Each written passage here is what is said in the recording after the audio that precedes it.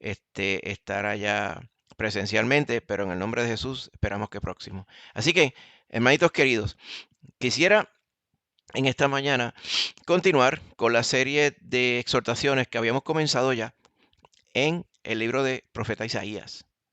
Y hoy quisiéramos considerar el segundo punto que le hemos titulado ¿Hacia dónde estás mirando? ¿Hacia dónde estás mirando? Vamos a ver específicamente por qué le hemos titulado así. Y vamos a ver el contexto que nos da la palabra del Señor en Isaías capítulo 6. Amén. Así que vamos a estar leyendo la palabra del Señor, Isaías capítulo 6. Deben poderla ver en la pantalla, Dios mediante. Así que allí en el nombre de Jesús, pues confiando en el Señor, pues la podemos leer bien desde allá. Si no, ya sabe, está en Isaías 6, versos 1 al 5, y vamos a ir sobre ella una vez la hayamos leído. Así que le invito a todos a leerlas juntos. Dice de esta forma: En el año que murió el rey Usías, vi yo al Señor sentado sobre un trono alto y sublime, y sus faldas llenaban el templo. Por encima de él había serafines. Cada uno tenía 6 alas, con 2 cubrían sus rostros, con 2 cubrían sus pies, y con 2 volaban. Y el uno al otro daba voces diciendo: Santo, Santo, Santo, Jehová de los ejércitos, toda la tierra está llena de su gloria. Y los quiciales de las puertas se estremecieron con la voz del que clamaba, y la casa se llenó de humo. Y entonces dije: ay de mí, que soy muerto, porque siendo hombre inmundo de labios y habitando en medio de pueblo que tiene labios inmundos, han visto mis ojos al Rey, Jehová de los ejércitos. Oremos. Padre Santo, Señor, gracias por esta gran bendición de estar todos congregados, Padre, unos remotos, otros presenciales. Gracias, Padre Santo, por tu Espíritu Santo en medio de la iglesia. Gracias, Padre Santo, por tus obreros que has dispuesto para que tu obra continúe. Gracias te damos, Padre Santo, por tu palabra santa que has preservado hasta nuestros días para que pudiéramos conocer tu voluntad. Y gracias por tu Espíritu, Padre, que nos hace comprender todo y nos guía a toda verdad. Que ahora, Señor, tu Espíritu Santo nos ayude a interpretar tu palabra. Y más que interpretarla, Señor, más allá, que la pongamos por obra en nuestras vidas, mi Señor. Padre Santo, gracias por tu corrección a través de tu palabra y por el gozo que es considerarla y escuchar cuando nos habla. Gracias, Señor. Te pedimos esto en el nombre de Jesús. Amén. Bendito sea el Señor. Así que, hermanitos, hoy vamos a estar entonces considerando este contexto del capítulo 6. Aquí se nos menciona al rey Usías. En otras porciones de la escritura, en Segunda de Crónicas, que tiene muchas porciones paralelas, de hecho tiene más detalles sobre el reinado de este rey Usías. En Segunda de Crónicas, capítulo 26, allá se le llama Azarías, pero es la misma persona. Acuérdense que estos son traducciones, según el contexto de lo que estuvimos viendo el viernes en el estudio sobre la Biblia. Las traducciones, pues a veces se pueden transliterar, ¿verdad? Y se le puede llamar Usías o se le puede llamar Azarías. Es exactamente la misma persona. Este varón Usías, era hijo de un rey que se llamaba Amasías. ¿Ok? Amasías, su padre, había reinado, y dice la palabra que estos eran los reyes de Judá. Recuerde que en este tiempo el reino estaba ya dividido. ¿Ok? Todavía no hemos llegado a esta porción de la historia en los estudios que estamos llevando a cabo en Primera de Reyes. ¿Ok? Vamos ahora mismo en Primera de Reyes gobernando Salomón. Y el reino todavía es un solo reino, Judá e Israel todo unido. Pero usted va a ver que al pasar el tiempo el reino se divide. Y esto ocurre precisamente cuando viene a reinar el hijo de Salomón. O sea que ya mismo, cuando vayamos en la serie de estudios los martes, usted va a ver este evento. Así que ya para el tiempo que reinaba Amasías, que era el papá de Usías, el reino estaba dividido en dos, el reino de Judá y el reino de Israel. De la línea de reyes que estamos hablando en este mensaje, nos referimos a la línea de reyes de Judá, ¿ok? Que por lo general fueron los reyes que tuvieron temor de Dios, diferentes a los de Israel, que ninguno tuvo temor de Dios. Ahora, dentro de esta cepa de reyes de Judá, que aunque teniendo temor de Dios, muchas veces titubeaban, a esas que nos vamos a referir en este día. Así que Amasías, el papá de Usías, había sido un rey que cuando se nos narra su historia, se nos dice que hizo lo bueno ante Jehová. Pero con todo y eso, dice, los lugares altos no fueron quitados. O sea, todavía persistía idolatría y persistía, pues vamos a decir así, duda. Y persistía mundanalidad en el corazón de Amasías y en el corazón del pueblo. Porque el pueblo hace lo que el rey hace.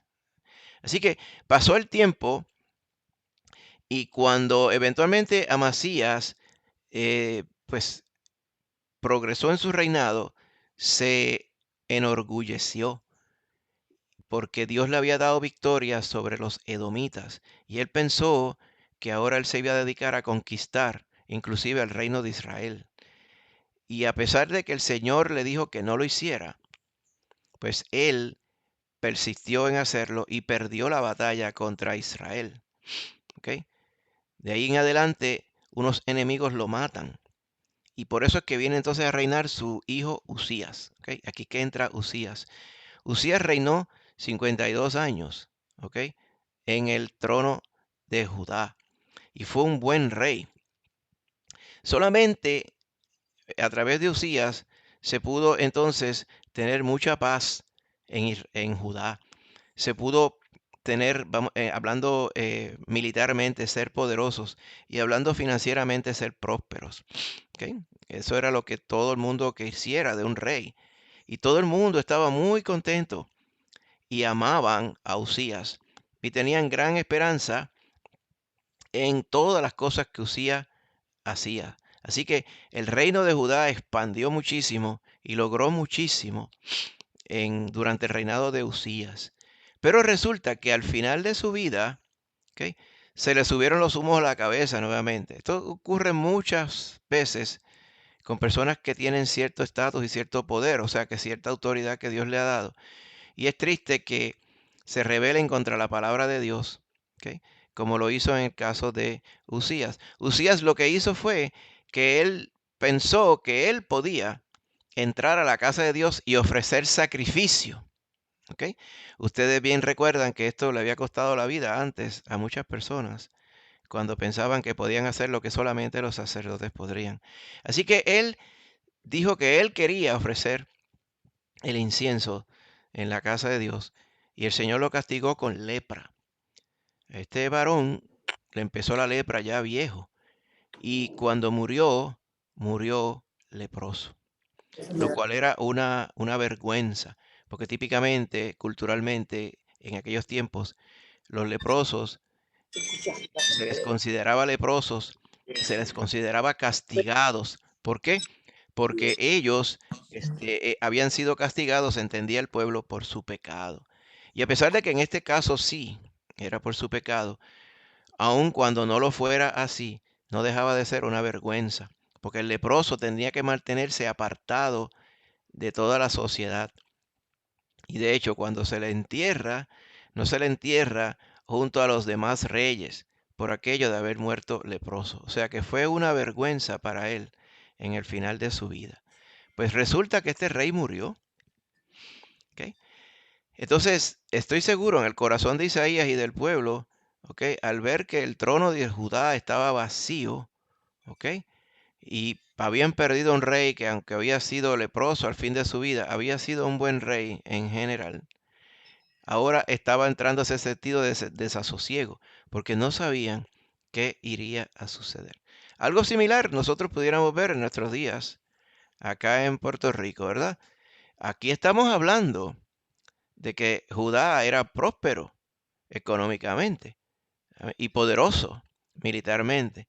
Si consideramos a Puerto Rico, pues definitivamente no estamos prósperos económicamente.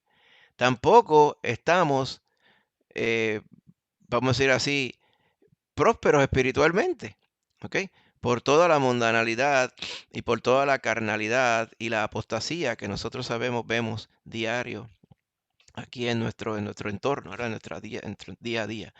Y fácilmente uno podría decir, oye, pero tendrá salvación Puerto Rico, tendrá salida, porque todo se ve de mal en peor. Usted mira las noticias y todo es bien deprimente, ¿ok?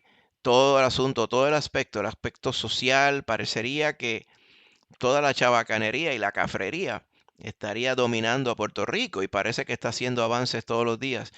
La mentira, la hipocresía, el robo, el asesinato, la enfermedad, el engaño y todas estas cosas están aflorando en nuestra sociedad. Y uno mira, oye, ven acá, entonces todo esto, el Señor sabe. ¿Qué está haciendo el Señor? ¿Qué está pasando? Todas estas cosas, de una forma u otra, también estarían pasando por la mente de Isaías. Por eso la pregunta, ¿hacia dónde estamos mirando? Porque si yo me pongo a mirar la sociedad de Puerto Rico, pues se me seca el corazón. Si yo me pongo a mirar entonces un poco más allá y me pongo a mirar el mundo entero, pues hay sitios que andan peores, hay sitios que están mejores. O sea, en realidad, cuando yo hago un promedio, todo está igual. Igualito que decía en Eclesiastés, todas las cosas son vanidad. La gente se mata haciendo cosas y después no resultan en nada. La persona se mata trabajando y no resulta en nada. Por allá en tal sitio harán algo bueno y por el lado algo malo. Con un lado de la boca dicen verdad y con otro lado de la boca dicen mentira. O sea, ¿qué escapatoria tenemos? ¿Hacia dónde estamos mirando? Por eso es que es importante que consideremos lo que le pasó a Isaías aquí en el capítulo 6. ¿Ok? Isaías estaba mirando a su alrededor. Si usted repasa bien los primeros 5 capítulos, el Señor había estado mandando a Isaías a hablar juicio sobre no solamente la nación de Judá, sino también sobre todas las naciones que le rodeaban. ¿Ok? Así que Isaías, en cierta forma, había estado apuntando, ustedes, esto es lo que Dios les dice, ustedes, esto es lo que Dios les dice, ustedes allá, esto es lo que Dios les dice, hasta que llegó el comienzo del capítulo 6. En el capítulo 6, como acabamos de ver, Isaías tuvo una visión. O sea, fue forzado a mirar hacia arriba. Por eso la pregunta, ¿hacia dónde estamos mirando? Dios le cambió la vista y lo puso a mirar hacia el cielo. Amén. ¿Para qué? Para que viera que en la tierra había mucho revolú y mucho problema y parecía que no hay escapatoria, pero sin embargo, en el cielo, él tuvo la visión de nuestro Dios Todopoderoso sentado, tranquilo, y con todos los que estaban a su alrededor adorando y bendiciendo su nombre. ¿Ok? En el cielo había perfecta paz. En la tierra había un problema, pero en el cielo había paz. ¿Qué nos dice esto? Primero, dos cosas importantes. Nosotros como hijos de Dios, habiendo creído en el Señor por medio de Jesucristo y siendo salvos por la fe en Jesucristo, como nos dice la palabra, ahora ya somos ciudadanos celestiales. Estamos prestados en un país, una tierra que no es nuestra. Amén. Por eso es que hay tanta confusión y tanto problema acá abajo. Si nosotros persistiéramos en mirar lo que está a nuestro alrededor, nos desesperaríamos. Por eso es que es importante que nosotros miremos hacia donde está el Señor. Si consideramos un paralelo directo que esto tiene, amén, en la Escritura, en el Nuevo Testamento, está en Colosenses 3. Precisamente lo mismo que el Señor puso en el corazón de Pablo, donde dice, si pues habéis resucitado con Cristo, buscad las cosas de arriba, donde está Cristo sentado a la diestra de Dios. Amén. Porque los colosenses estaban pasando por muchas pruebas, hermano. Había apostasía, había persecución. Amén. Había mundanalidad rampante allá en el área de Grecia, donde estaba situada su ciudad. Había mucho orgullo, porque los de Colosas decían, acá en Colosas todo es colosal, ¿me entiendes? Todo es grande y nosotros no tenemos necesidad de nada. Sin embargo, estaban lejos de la salvación de Cristo, la inmensa mayoría. Por eso Pablo les escribe, pongan la mira en las cosas de arriba, dice el verso 2, y no en las de la tierra. ¿Por qué? Porque ustedes han muerto a este mundo y vuestra vida nueva está escondida con Cristo en Dios. Porque su esperanza es esta: cuando Cristo, vuestra vida, se manifieste, cuando Él venga a buscar su iglesia, entonces ustedes también, parafraseando, y nosotros también, seremos manifestados con Cristo en su gloria. Pero para nosotros es bien fácil, hermano, incluyéndome, el olvidarnos de esas cosas en el día a día. Entonces uno empieza a mirar hacia los alrededores y podemos ver muchas situaciones. Yo le estuve hablando de las situaciones de Puerto Rico, pero hay cosas que posiblemente son más cercanas a nosotros. Enfermedad en la familia, situaciones en nuestra familia. Nosotros casi desesperándonos porque hay muchos que aún en nuestras familias no se han salvado y parecería que nunca se van a salvar por sus actitudes.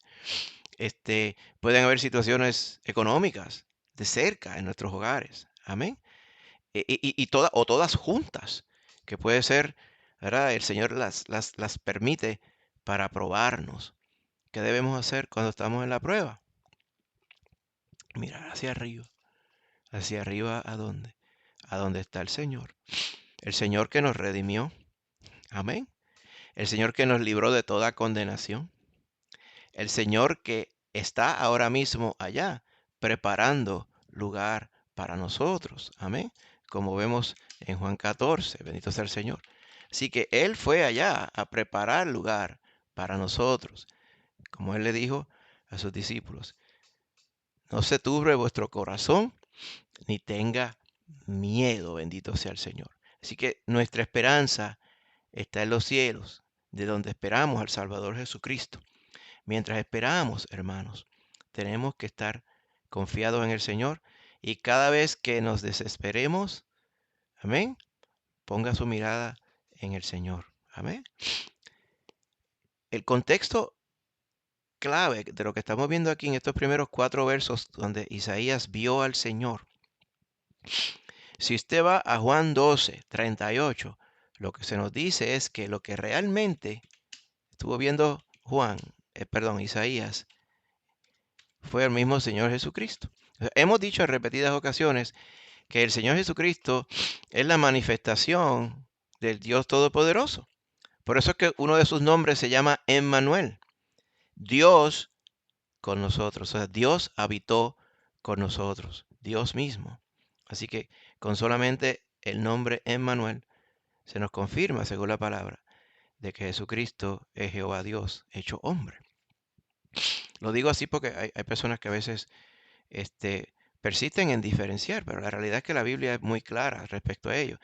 Implícitamente en todos los nombres del Señor Jesús está constatado que Él es Dios. Amén. Bendito sea Él. Ahora, otra porción que nos dice precisamente esto es la que está proyectada ahora en Juan 12:38. Dice de esta forma: porque mire lo que estaba pasando. Estas cosas, vamos a leer del 37.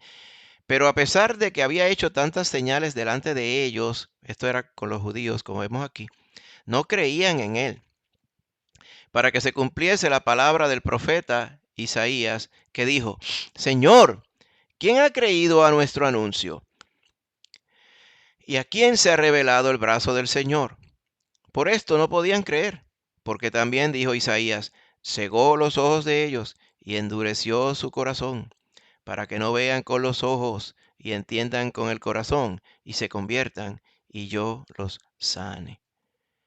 Isaías dijo esto, dice Juan, cuando vio su gloria. ¿La gloria de quién? De Cristo. Y habló acerca de él. ¿De quién? De Cristo. ¿A qué se refiere aquí? Al mismo capítulo de Isaías 6 que acabamos de leer. O sea, lo que tuvo Isaías allí fue una visión de Dios mismo, del Señor Jesucristo en toda su gloria. Ahora bien, mire lo que pasaba. Gran parte de la desesperación de Isaías, ¿ok?, se refería a su ministerio. Mire lo que pasa con el ministerio. Lo que estaba pasando era que las personas no necesariamente estaban creyendo en el Señor. Porque, como les dije, aún con temer a Dios durante el reinado de Usías, persistía mucha mundanalidad y había mucha apostasía y mucha copia de los reinos que no temían a Dios, que eran sus vecinos. Lo mismo que sucede hoy. Uno de los lloros de Isaías, amén, que está aquí redactado en el capítulo 53 de Isaías, amén, que es la referencia que vimos en Juan 12, ¿ok? Se nos dice, y es el precursor del mensaje de Cristo Jesús, amén. Isaías se quejaba de que la gente no le hacía caso al Evangelio. Hoy día nosotros tenemos la misma queja. En el día del Señor Jesucristo, aún predicando directamente el Señor Jesucristo, estaba sucediendo lo mismo. ¿Qué quiere decir esto, hermano? Que nosotros estamos llamados a predicar el Evangelio, pero el resultado le toca al Señor. Nosotros somos los heraldos, somos los proclamadores del reino. Como dice Pedro, ¿ok? Nosotros os estamos exhortando, ¿verdad? A todos, para que todos tengan la oportunidad de arrepentirse. Pero el toque para arrepentimiento lo hace el Señor. Y la decisión de arrepentirse le toca a cada cual. Eso era parte de la desesperación que tenía Isaías, según vemos en el contexto. Así que, en este primer punto, resumiendo estos primeros 4 versos, una buena lección que todos los cristianos de hoy debemos aprender es que cuando el día está oscuro, cuando la cosa no pinta bien, como decimos, vamos a alzar nuestros ojos al cielo y vamos a ver a Cristo sentado a la gloria de Dios. Porque Jehová está en su santo templo. Calle delante de él toda la tierra. Bendito sea el Señor. Ahora, si seguimos leyendo, hermanito, un poquito más allá, vamos a leer los versos 5 y 7 del capítulo 6. Amén. La palabra del Señor dice, entonces dije, recuerde que esto fue primero la visión. Ya en el verso 5, ¿cómo reaccionó Isaías al tener la visión del Señor Santo sentado en su trono en todo poder?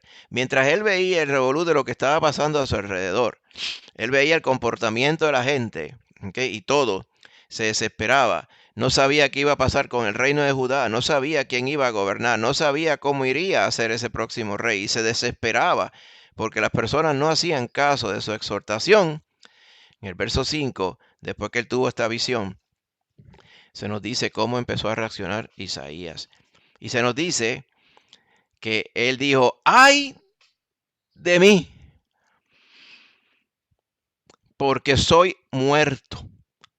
Porque siendo un hombre inmundo de labios y habitando en medio de un pueblo que tiene labios inmundos, han visto mis ojos al Rey, a Jehová de los ejércitos.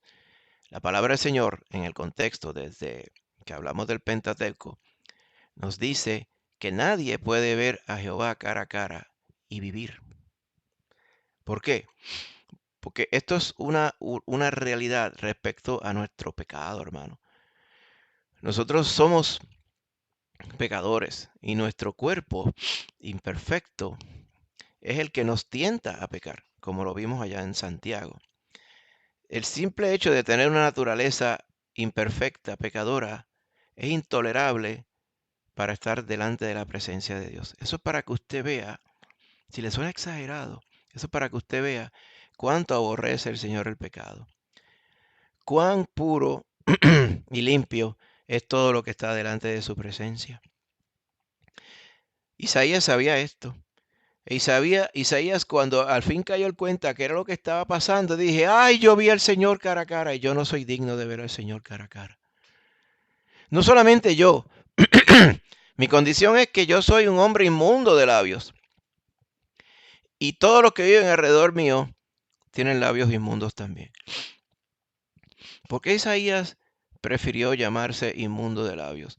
Usted recordará en el Nuevo Testamento, cuando muchos judíos le argumentaban al Señor Jesús que para uno mantenerse limpio, uno tenía que asegurarse de comer con las manos limpias y comer alimentos limpios. Porque eso que tú te comías estaba en tu cuerpo y si estaba sucio, hacía que tu cuerpo estuviera sucio. El Señor Jesús les dijo, no, no es así, porque todo lo que entra en tu cuerpo eventualmente sale.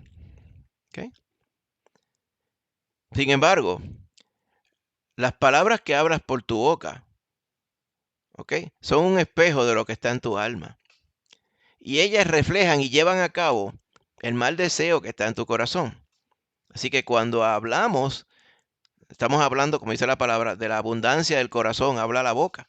Así que lo que nosotros hablamos es un buen indicio, claro, de lo que está en nuestro corazón. Así que pecamos. Lo que está hablando Isaías aquí, no solamente tengo labios inmundos, sino mis manos son inmundas, mi pensamiento es inmundo, mis acciones son inmundas.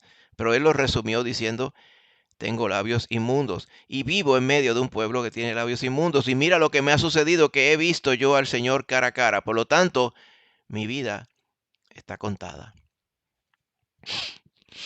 Fíjese qué grande. Ahora, Isaías, como usted sabe, hermano, no le pasó nada. Después de esto, él siguió en su ministerio. Pero ¿qué fue lo que sucedió? Dice que cuando él reconoció que era indigno de estar delante de la presencia del Señor, entonces dice que bajó, ¿ok?, uno de los serafines que estaban allí, de los seres vivientes que estaban allí, que son los mismos que se nos narran allá en el capítulo 4 de Apocalipsis. Dice que frente al altar que había delante del Señor, con unas tenazas, tomó un carbón que estaba encendido en fuego y con él vino y tocó los labios de Isaías. Y Isaías no sintió el fuego que le quemaba y lo dañaba, sino simplemente el fuego purificó su boca. ¿Ok? Dice, he aquí que esto tocó tus labios, dice el verso 7, y es quitada tu culpa y limpio tu pecado. Exactamente lo mismo que nos dice el Señor, que si confesamos nuestros pecados, allá en Primera de Juan 1:7, si confesamos nuestros pecados, Él es fiel y justo para confesar, para perdonar nuestros pecados y limpiarnos de toda maldad. Voy a buscarlo un segundito. Acá, Primera de Juan 1. Un segundo. Por alguna razón no quiere ir. Un momento. Vamos a ver. Ahora sí. En el nombre de Jesús. Mire cómo dice aquí, hermanito querido. Si decimos que no tenemos pecado, nos engañamos a nosotros mismos y la verdad no está en nosotros. Si Isaías hubiera dicho, vi al Señor, pero qué bueno que yo no tenía ningún pecado. Qué bueno que el problema lo tienen otros y no lo tengo yo. Porque nuestra primera reacción cuando decimos, recuerde, cuando estemos en angustia, miremos al cielo, al Señor. Cuando veamos al Señor, ¿cuál debe ser nuestra actitud? Es la que estamos viendo ahora. No debe decir, no estamos de tú a tú con el Señor. Más bien, al mirar al Señor y compararnos con Él, inevitablemente, en el corazón humillado, vamos a ver cuán alto es el Señor y cuán poquito somos nosotros. Y esa es la actitud verdadera que debe producir el Espíritu Santo en nuestro corazón. Así que cuando miramos hacia adentro de nosotros, nos vemos a nosotros mismos. ¿Y cómo nos vemos a nosotros mismos? Nos vemos como somos. Cuando nos vemos a través de la palabra del Señor, a través de su Espíritu Santo, nos vemos exactamente como somos, que somos imperfectos, que somos pecadores y que todos los días tenemos que ir, como dice la palabra aquí en 1 de Juan, al Señor, confesando nuestros pecados para que Él nos perdone. Eso le sucedió a Job. Job cuando vio a Dios, allá en el capítulo 42, dice, he aquí de oídas yo te había oído, pero ahora mis ojos te ven. Y me arrepiento en polvo y ceniza, porque reconoció lo grande que es Dios y lo chiquito que somos. Pedro, cuando tuvo aquel encuentro con el Señor, Pedro aún todavía antes de haberse convertido al Señor, que vio la pesca milagrosa que el Señor pues, le propulsó a hacer. Cuando él vio todo aquel milagro gigante, le dice al Señor, apártate de mí, Señor, porque yo soy hombre pecador. Como que dice, mira, Señor, tú no debes estarte juntando con esta clase de gente que soy yo, porque porque no te conviene, no habla bien de ti. Ese es el pensamiento carnal de Pedro. Como que dice, tú no puedes estarte juntando con gente como yo, porque yo soy pecador. Y eso es lo que la experiencia con Dios nos inculca en nuestro corazón. Saulo, antes de que se llamara Pablo, Saulo, eventualmente cuando conoció a Cristo cara a cara, amén, él tuvo un cambio de mente, porque primero él pensaba que él estaba haciendo la gran obra de Dios, ¿ok?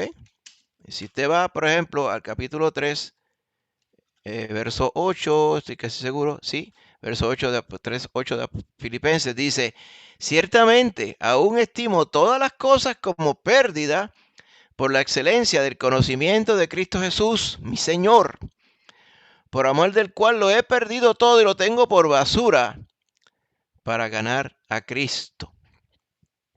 Así que cuando Pablo, en otros días Saulo, fue transformado, amén, fue debido a su experiencia directa con el Señor. Lo mismo que le pasó a Job, lo mismo que le pasó a Pedro y lo mismo que acabamos de ver le pasó a Isaías. Isaías era un profeta para estos tiempos que él tiene esta visión, pero sin embargo le restaba todavía tener un encuentro, o sea, una experiencia confirmadora con el Señor que lo había comisionado.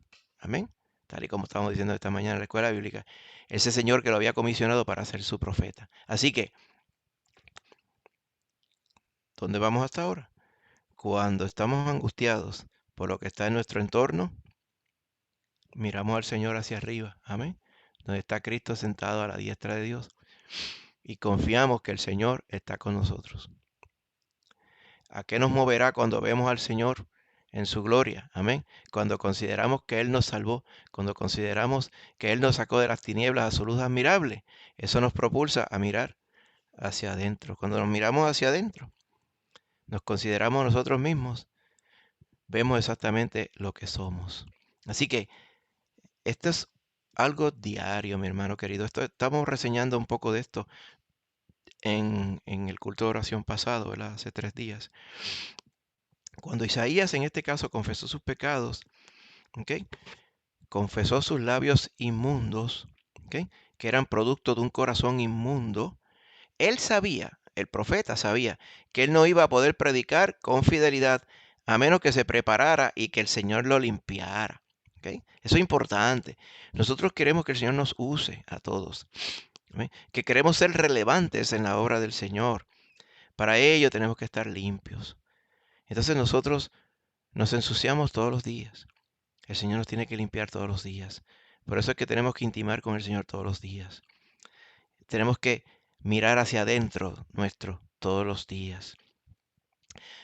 Hay muchos hermanitos cristianos que se precipitan a servir al Señor antes de darse un tiempo para conocerlo, ¿amén? Conocerlo a profundidad, conocer su palabra y para disciplinarse en ser limpios todos los días, ¿ok? ¿Qué pasó aquí? Cuando miramos hacia adentro y consideramos nuestra situación, Dios dice que envía, amén, en este caso, en esta visión, Dios envió un serafín, ¿ok? Y tocó sus labios. Cuando nosotros reconocemos los pecadores que somos, el Señor nos perdona por medio de la sangre de Cristo Jesús. Amén. Qué cosa tremenda. Así que el Señor ha dispuesto para que Él no solamente nos comisionó a predicar su evangelio, sino que Él, cuando miramos hacia adentro, y reconocemos los pecadores que somos, Él nos perdona. Bendito sea el Señor. Él es el único que lo puede hacer. Él es el único que nos puede limpiar. Bendito sea el Señor. Así que, considerando nuevamente 1 de Juan 1:9, hermanos, si vamos a ir allá. Bendito sea el Señor. Dice el verso 9, capítulo 1. Dice, si confesamos nuestros pecados, Él es fiel y justo para perdonar nuestros pecados y limpiarnos de toda maldad. Amén. Y aquí le está hablando a los creyentes. ¿Ok? Aquí no se está refiriendo al pecador que aún no ha sido salvo, que tiene que ir al Señor para salvarse. Aquí presupone que quien está escuchando esta palabra son creyentes. Así que lo que está diciendo claramente, hermano, es que nosotros, como sus hijos, tenemos que persistir en limpiarnos todos los días. Así que, antes de ir al último punto, en tiempo de angustia, en tiempo de confusión, por no decir que es todo el tiempo. Porque si nosotros servimos al Señor y si nosotros miramos a nuestro alrededor, vamos a ver el contraste que hay entre lo que nosotros quisiéramos ser, entre lo que nosotros quisiéramos estar, en la gloria de Dios donde quisiéramos estar. Amén.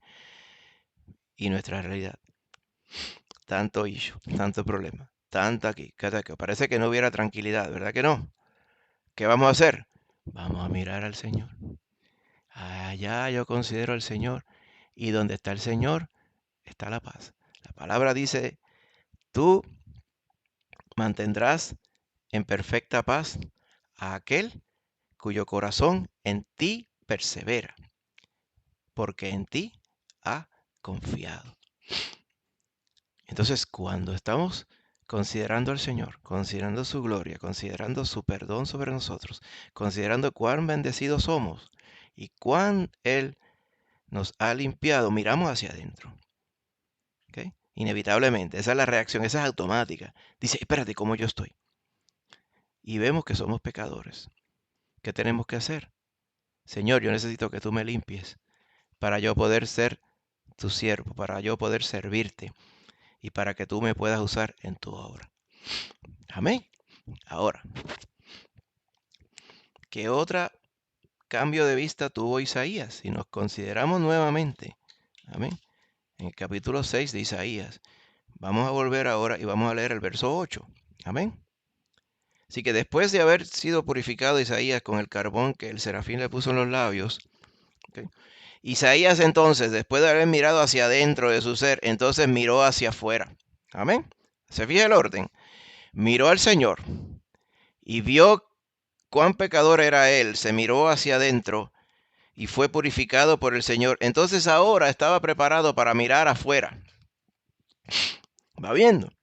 Si usted se da cuenta, el mirar afuera primero fue lo que le causó la angustia a Isaías. Porque todo no es cuestión de no mirar afuera o sí mirar afuera, es cuestión de en el orden en que uno lo mira. Lo que nos está ilustrando el capítulo 6 de Isaías es que miremos al Señor primeramente, confiemos en Él, amén, intimemos con Él y Él nos va a mostrar cuán pecadores somos y cuánto perdón de Él necesitamos día a día y cuánto de su gracia necesitamos todos los días. Entonces vamos a estar preparados para poder mirar más allá de nosotros. Y eso es lo que ocurre a Isaías en el verso 8 al 13. Dice así, después oí la voz del Señor que decía, ¿a quién enviaré? ¿Y quién irá por nosotros? Entonces respondí yo, Isaías, heme aquí, envíame a mí. Y dijo, anda, le dice el Señor, y di a este pueblo, oíd bien y no entendáis. Ved por cierto, mas no comprendáis. Engruesa el corazón de este pueblo y agrava sus oídos y cieja sus ojos. ¿Para qué? Para que no vea con sus ojos, ni oiga con sus oídos, ni su corazón entienda, ni se convierta y haya en él para él sanidad. Y yo dije, Isaías dijo, ¿hasta cuándo, Señor? Y respondió él, hasta que las ciudades estén asoladas y sin morador, y no haya hombre en las casas, y la tierra esté hecha un desierto, hasta que Jehová haya echado lejos a los hombres, y multiplicado los lugares abandonados en medio de la tierra. Y si quedare aún en ella la 10ª parte, ésta volverá a ser destruida. Pero como el roble y la encina, que al ser cortados aún queda el tronco, así será el tronco, la simiente santa. ¿Qué estaba sucediendo aquí? Primero, vamos, antes de ir a la peculiaridad del mensaje que le pide el Señor que tiene que dar Isaías. Lo que había sucedido hasta este punto era la preparación de Isaías, al igual que es paralelo a nuestra preparación. Ahora ya Dios puede llamar a Isaías y lo puede usar para predicar su palabra. Ya al profeta no le preocupan las necesidades de él. Él lo que quiere hacer es la voluntad de Dios. ¿Okay? Ya él no siente carga de su pecado porque ha sido limpiado de su pecado. Amén. Ya no se siente desanimado porque sabe que Dios está en su trono y Dios está en control de todo. Ahora, asegurado del poder de Dios y del perdón de su pecado, está listo para salir a trabajar. ¿Okay? Así que ahora Isaías, ¿verdad?, está dispuesto y es capacitado a decir, si tú quieres que yo haga algo por ti, Señor, avísame. ¿Okay? Así que ese llamado que le hace el Señor directamente, ¿ok? Allá en el verso 8. ¿Ok? ¿Quién irá por nosotros y a quién enviaremos? Porque hay un mensaje que le tenemos que dar al pueblo. Hay un mensaje que el Señor nos ha mandado a dar a la humanidad. ¿Saben? ¿Quién irá en nombre del Señor? Pues Él nos ha comisionado a todos nosotros. ¿Ok? El Señor está dispuesto a usar a nosotros, que somos imperfectos, para realizar su voluntad en la tierra. ¿Ok? Yo estoy seguro que ese mismo serafín que Dios envió a purificar a Isaías, este serafín estaría bien dispuesto, completamente dispuesto, y obedecería al Señor al instante si el Señor le mandara a predicar el Evangelio. Y lo haría de manera perfecta. ¿Ok? Pero cuando se trata de proclamar la palabra del Señor, el Señor prefirió usar a los que Él salvó. Amén. Porque los que Él ha salvado pueden hablar de lo que es estar perdido y haber sido salvado por el poder de Dios. Así que hoy Dios llama a creyentes. No todos responden, pero Dios sigue llamando a los creyentes. El contexto que vimos aquí es que en el tiempo de Isaías se nos dice, esos últimos versos que acabamos de leer, verso 11 en adelante, es que solamente un remanente sería el que oiría y le haría caso al mensaje de Isaías. Eso nos dice que la iglesia hoy, el cuerpo de Cristo hoy, ya lo sabemos, es un remanente también. O sea, que es un remanente, es pues los últimos 3 granitos de arroz de un plato, hermano. O sea, es lo poquito que queda, el chipitito que quedó. Porque el montón no eran de Dios, pero 2 o 3 granitos sí, en el sentido espiritual. Así que Isaías, Dios le da el contexto de la dureza del corazón del pueblo a quien él le va a hablar. Con todo y ello, el Señor nos manda a hacer lo mismo hoy. Él le dijo, vete, anda y dile a este pueblo, dice el verso 9. ¿Okay? La comisión que Dios nos da a nosotros hoy dice, me seréis testigos en toda la tierra, hasta lo último de la tierra. O sea, Dios no le dio una misión fácil al profeta, porque él le dice, tú vas a hablarle a este pueblo y el pueblo no te va a escuchar. ¿Okay? Porque mira, este corazón tiene el corazón engrosado, como quien dice, no le entra nada a ese corazón. Y sus oídos agravados, ¿qué quiere decir eso? Que los oídos los tiene tapados para los efectos. Oyen muchas cosas, pero cuando oyen el Evangelio no le hacen caso. Cuando oyen la palabra de Dios no le hacen caso. Cuando oyen el consejo de Dios no le hacen caso. ¿Por qué? Esta misión que Dios le dio no es fácil. La de nosotros no es fácil tampoco, hermanito. La nación no estaba, la nación de Israel, de Judá, por decirlo así, no estaba en condiciones de oír sus mensajes de pecado y de juicio. O sea, la nación estaba tan enorgullecida que ellos lo menos que querían escuchar es que ellos eran pecadores y que había un juicio a las puertas y que ellos tenían que volverse a Dios en lugar de estar haciendo lo que las naciones vecinas hacían. En su corazón mencionaban el nombre de Jehová, pero en su práctica deshonraban al Señor. ¿Okay?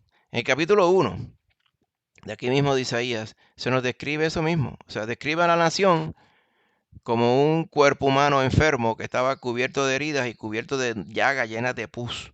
¿Okay? Lo compara también como un animal rebelde, como un animal cachorro rebelde que no hace caso, indomable.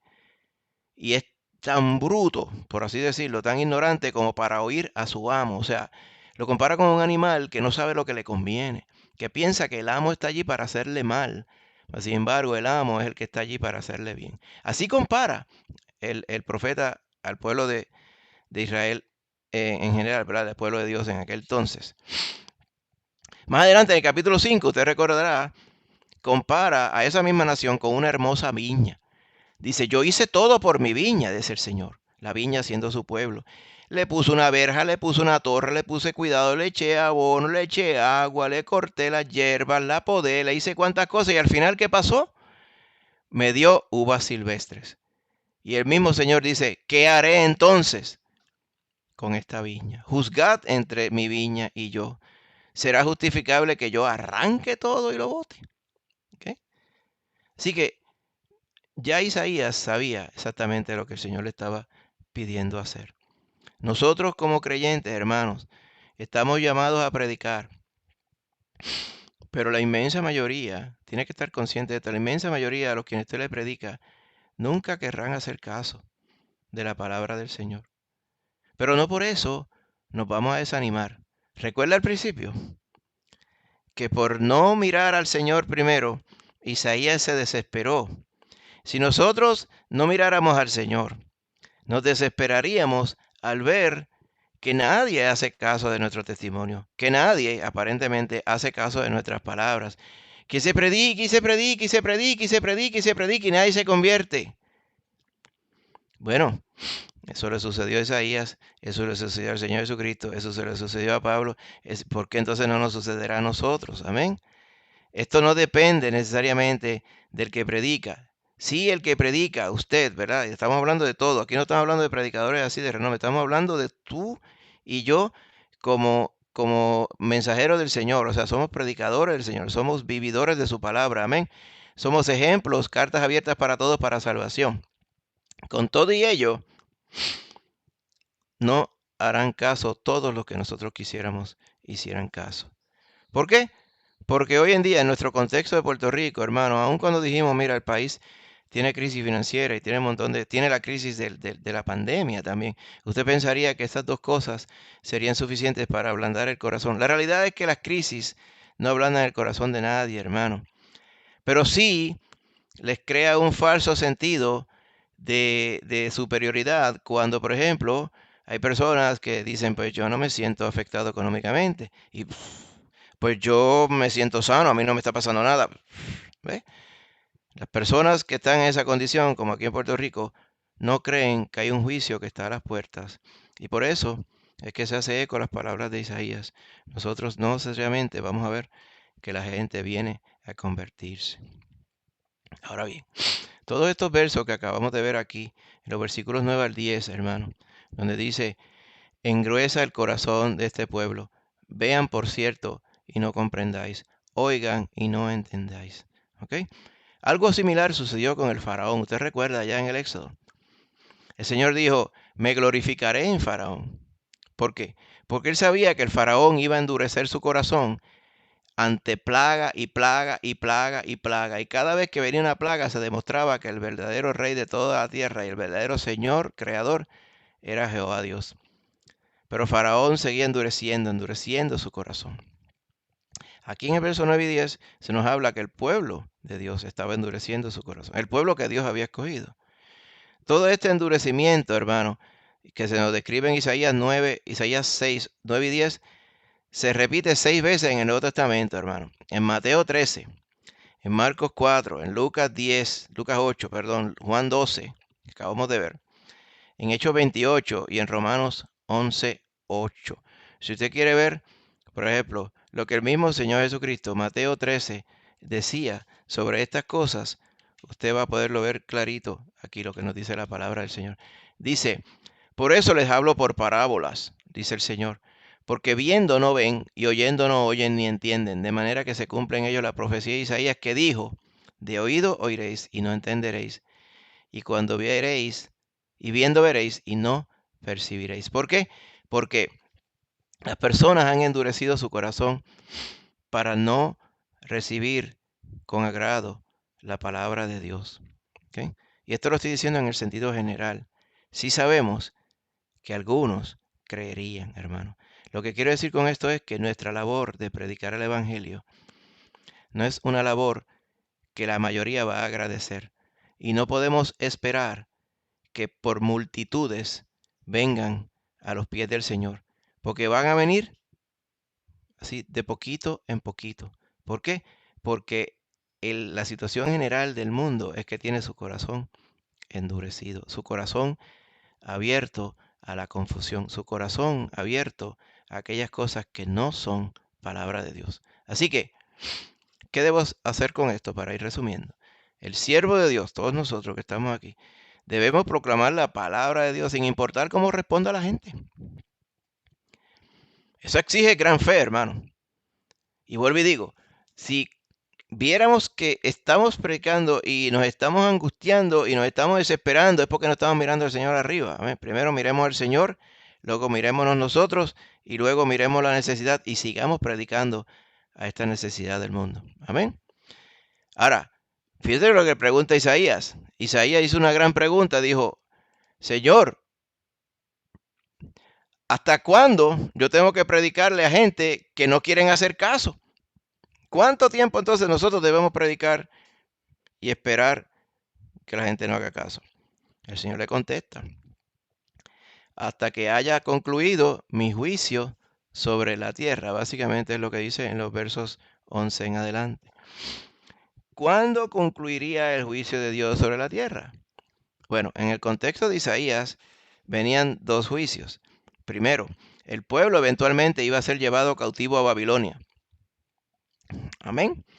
Así que en el caso de Isaías, el primer stop, la primera parada era cuando el pueblo eventualmente nunca haría caso y serían llevados cautivos por desobedientes a Babilonia. Pero en el gran esquema de todo el contexto de la palabra, ¿ok? También esto nos habla, ¿verdad?, de este pequeñito grupo de judíos que van a creer a Cristo en el periodo de la tribulación. ¿Se acuerda que estuvimos viendo esto cuando estuvimos reseñando Apocalipsis? ¿Ok? Lo vemos porque Isaías muestra a esa nación como si hubiera un árbol que hubieran cortado de cuajo y lo que queda es el tocón. ¿Ok? Y en ese tocón le empiezan a nacer las ramitas por el lado, ¿verdad? Eso que renace por ahí es que la vida persiste, aun cuando parece que la nación ha sido cortada por completo. De hecho, van a ver más adelante, cuando vayamos a esa porción en Isaías 11, que nos habla de que ese renuevo, el primer renuevo que renace es el Señor Jesucristo. Amén. Así que en el Señor Jesucristo es que está la vida. Amén. Dice, esa luz, como dice la palabra del Señor en Juan 1, era la vida y es la luz de los hombres. Así que tenemos que seguir predicando a Cristo, mi hermanito querido. Ahora bien, finalizando con Isaías, cuando Isaías salió de esa visión del templo ese día, que miró al Señor primero, se miró a él y después miró la necesidad que estaba alrededor, se había convertido en un verdadero misionero. Nosotros todos somos misioneros porque hemos sido comisionados por el Señor para predicar su evangelio. Ya no simplemente veía las cosas pasar, ahora era un participante de todo lo que Dios estaba haciendo. Así que Dios lo equipó para hacer el trabajo que él tenía que hacer.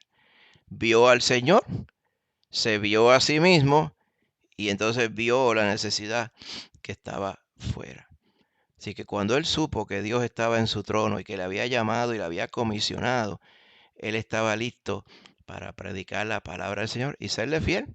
Como dice Apocalipsis, sé fiel hasta la muerte y yo te daré la corona de la vida. Y ese ejemplo de Isaías es el que nosotros tenemos que seguir hoy en el nombre de Jesús. Vamos a orar.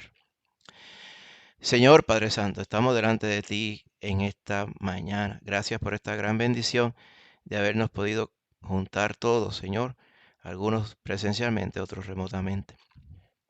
Gracias te damos por esta oportunidad. Gracias te damos por tu palabra santa que hemos predicado. Gracias, mi Señor, por darnos esta gran oportunidad. Gracias porque sabemos que tu palabra siempre va a contrastar contra nuestra vida, que tu palabra es santa y en nuestras vidas, Señor, pudiera aflorar el pecado. Y tenemos aún la naturaleza carnal que no contrasta bien con tu palabra. Por eso, Señor, te pedimos que en nuestro corazón tú pongas siempre una disposición, Señor, sumisa para poder acatar lo que dice tu palabra. Señor, gracias te damos por esta porción que hemos leído hoy, que nos habla de la experiencia que tuvo Isaías y que esa experiencia la vemos debe ser paralela a la que nosotros tenemos que tener contigo todos los días. Que en lugar de desesperarnos, que esperemos en ti, que miremos tu gloria, tu poder, tu magnificencia sobre nuestras vidas. Y que de esa misma forma, Padre Santo, podamos mirarnos a nosotros mismos y ver cuánto te necesitamos, no solamente en el día de nuestra salvación, sino todos los días, mi Señor. Para poder hacer tu obra, tenemos que mirarnos hacia adentro y tenemos que venir a ti para que tú nos limpies con la sangre de Cristo. Y entonces estemos preparados para poder llevar a cabo lo que tú nos mandaste a hacer, a predicar tu palabra y a ser discípulos. Por eso, Señor, te damos gracias. Y te pido, Señor, que permita que cada uno de nosotros nos hayamos visto en este espejo de Isaías. Y de igual forma hagamos como hizo Isaías, esperando que tú nos limpies y nos envíes a seguir predicando tu palabra firmemente todos los días. Pero también, Señor, es bien posible que entre nosotros alguien que escuche aún no haya sido salvo, no haya sido salva. Aún no seas tú su Dios Salvador. Por eso, Señor, estamos intercediendo. Si alguien entre nosotros aún no ha hecho esta decisión por Cristo, te pido, Padre Santo, que allí donde está, pueda hacer la oración de fe, confesando sus pecados y confesando que tú solamente eres el Señor y pidiéndote, Señor, que tú le perdones su pecado y le salves, mi Señor. Gracias te damos, Padre Santo, por esta bendición. Te pedimos tu bendición ahora por toda la iglesia, Señor, que está congregada. Que tú, Señor, en nuestro corazón pongas tu gran bendición y que, Señor, cuando salgan los hermanitos del templo, los lleves con bien a cada uno a sus casas, Padre Santo. Permite, Señor, que todo salga bien, Padre, y que podamos estar congregados cara a cara ya este martes, mi Señor, estando todos allá en tu casa para gozarnos los unos con los otros y de tu presencia también. Gracias te damos, Padre Santo, por tu bendición. Y gracias, Señor, por todos los hermanos, Señor, que han provisto para que hoy tu palabra corra y sea glorificada. Hermano James, hermano Josué, los controles, hermana Lorimar, en el devocional. Y todos los hermanos, Señor, que estaban en un solo espíritu, haciendo todo posible. Gracias, Señor, te damos. Todo esto lo pedimos en el nombre de Jesús. Amén. Amén. Amén. Amén. Hermanitos queridos, le doy gracias al Señor, amén, por esta bendición de habernos podido congregar hoy. Déjeme ponerle aquí para ver algunos de los hermanitos que están reunidos. Que Dios me les bendiga a todos. Amén. Y esperamos que le haya sido de edificación. Nos vemos Dios mediante entonces el martes. Amén. No se pierda el martes allá el estudio en Primera de Reyes. Amén. Vamos a seguir hablando de Salomón. Así que en el nombre de Jesús, hermanos, que el Señor me les bendiga. Les amamos en nombre del Señor y nos seguimos comunicando. Amén. En nombre de Jesús. Confiando verles cara a cara ya mismo. En nombre de Dios. Que Dios me les bendiga a todos, hermanos, y que vayan bien, que tengan un feliz día, que puedan reposar y descansar en este día. Amén. Que Dios me les bendiga a todos.